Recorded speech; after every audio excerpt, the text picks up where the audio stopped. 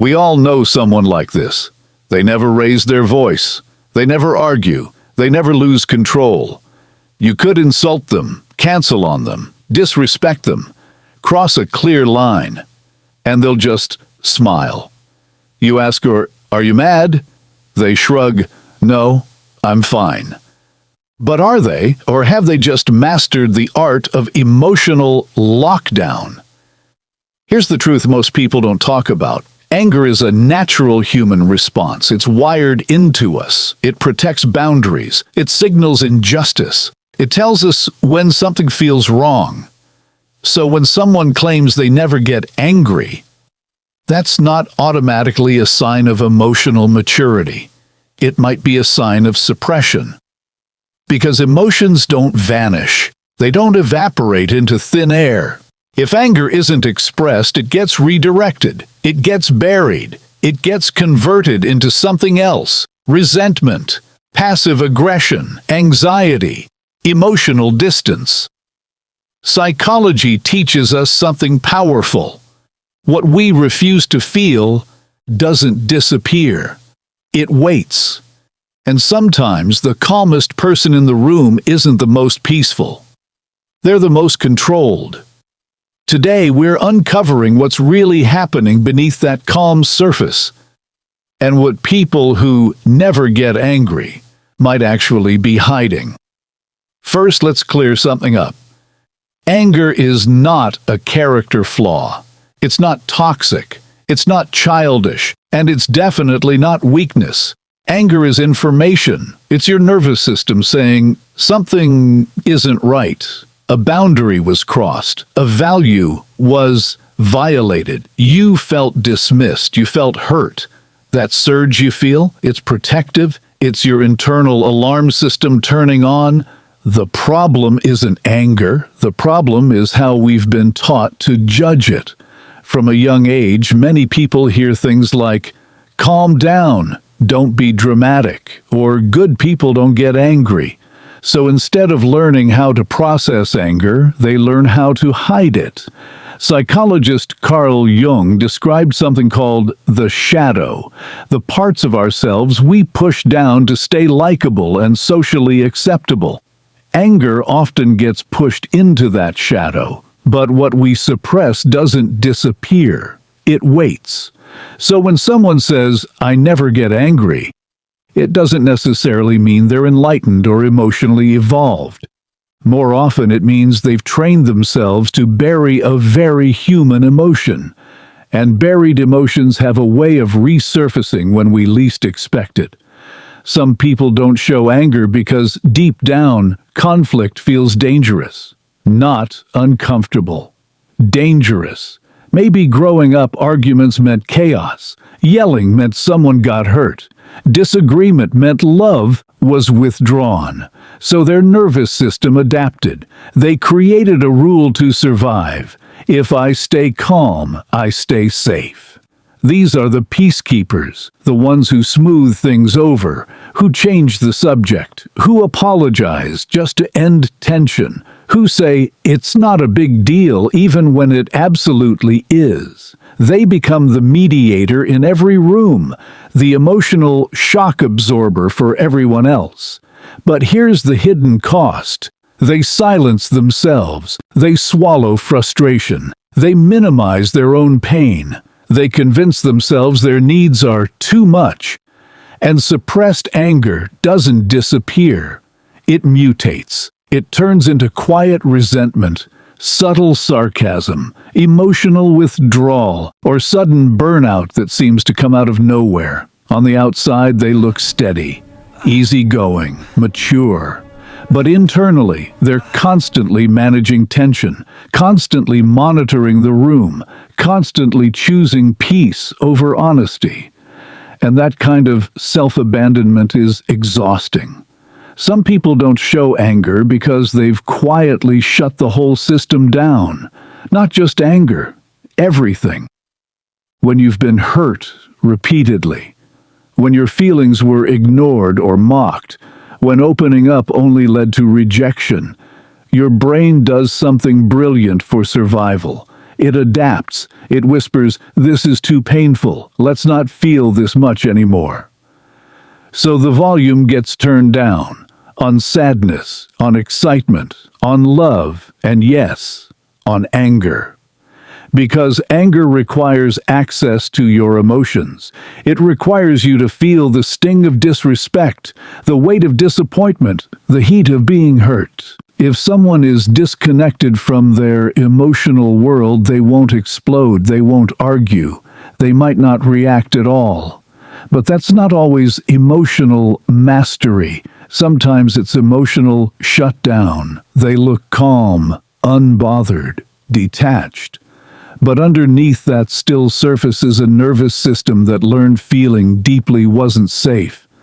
And numbness can look like peace from the outside. But it isn't peace. It's armor. It's protection. And protection, while necessary at one time, can quietly keep someone from fully living and fully connecting later on. Then there's another type, the ultra-disciplined, the hyper-composed, the ones who pride themselves on being rational, steady, and impossible to shake. These individuals don't just avoid anger, they outthink it. They believe emotions should be managed, controlled, mastered. Anger to them feels primitive, messy, weak. So when they feel that spark of irritation or hurt, they don't express it. They analyze it. They dissect it. They talk themselves out of it. They replace "I'm upset" with logic, with facts, with calm detachment. On the surface, this looks like maturity. But here's the hidden truth. Suppressed anger doesn't disappear just because you've explained it away. It leaks. It shows up as sharp sarcasm, as cold, strategic silence, as pulling back affection without explanation, as being overly critical in subtle, cutting ways. They don't explode, they freeze. And that freeze can feel icy, controlled, punishing, because sometimes yelling is loud and obvious, but emotional withdrawal, that's quiet. And quiet can hurt even more. This one runs deep. People pleasers don't avoid anger because they're calm. They avoid it because they're scared. Scared that conflict equals rejection. Scared that honesty equals abandonment. Scared that if they disappoint you, you'll walk away. Their unspoken belief sounds like this: if I upset you, I lose you. So when something hurts, they don't say, "That hurt me." They smile and say, "It's okay." When a boundary gets crossed, they don't say, "That's not acceptable." They say, "No worries." They shrink in real time to protect the connection. But here's what most people don't realize. The body keeps score. Unspoken anger doesn't vanish. It settles. It turns into anxiety that won't calm down. Tension in the stomach, chronic headaches, emotional overwhelm that feels confusing and sudden. And then one day they explode. Not because of that one moment, but because of 100 swallowed ones before it. And everyone looks shocked. Where did that come from? It came from years of silence, years of choosing approval over authenticity, years of saying, "I'm fine," when they weren't. Now let's flip the narrative. Healthy anger isn't screaming, it isn't insults, it isn't slamming doors or trying to win. That's uncontrolled anger. Healthy anger is controlled expression. It sounds like, "I didn't like that. That felt disrespectful. I need something different moving forward." No drama, no threats, no emotional chaos. Just calm, direct, clear. That's real strength. People who know how to process anger don't explode. Not because they're numb and not because they're suppressing, but because they address it early. They don't wait until resentment builds for months. They don't collect evidence in silence. They feel the irritation when it's small. They name it. They communicate it. And then they release it. That's emotional maturity. It's understanding that anger isn't something to fear or hide. It's something to listen to, because when you allow yourself to express anger in a healthy way, it doesn't turn into bitterness. It turns into boundaries, and boundaries protect relationships. They don't destroy them.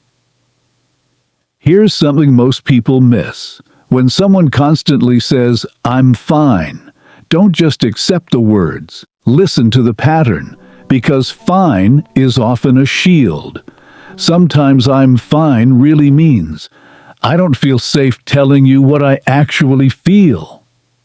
I don't think you'll understand me. I don't want to start a fight. I've learned that my feelings are inconvenient." That word becomes protection. It keeps the peace. It avoids discomfort. It prevents rejection, but it also creates distance. Silence is not always maturity. Sometimes it's conditioning. Sometimes it's a habit built in childhood, reinforced in relationships where speaking up led to being dismissed, ignored, or punished. And here's the quiet truth. The calmest person in the room isn't always the most at peace. Sometimes they're the most practiced at self-control.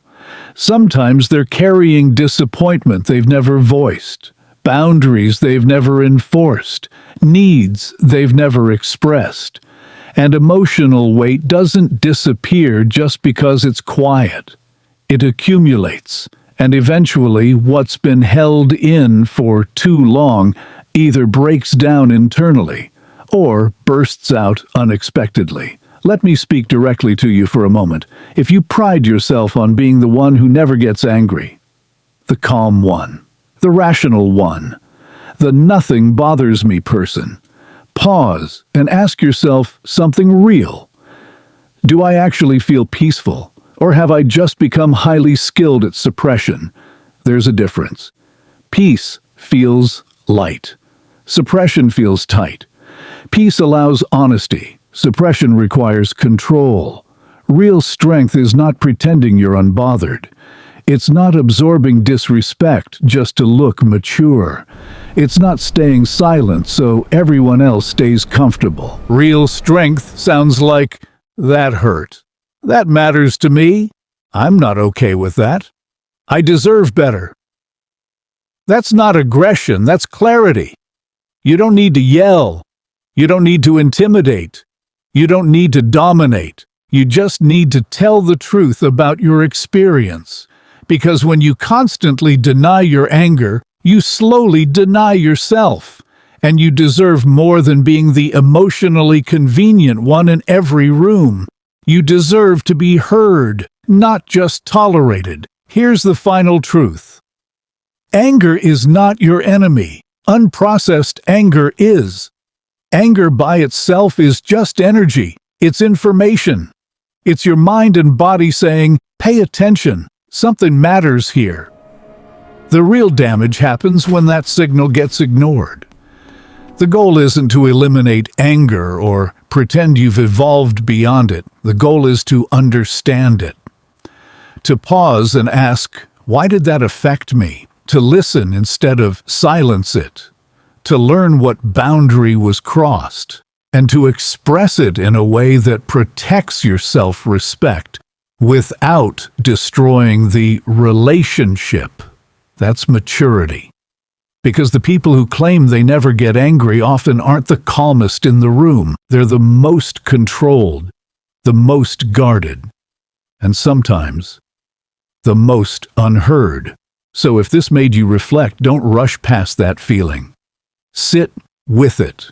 Emotional maturity isn't about being unshakable or untouchable. It's about being aware enough to feel what you feel and brave enough to express it with clarity. That's not weakness. That's growth.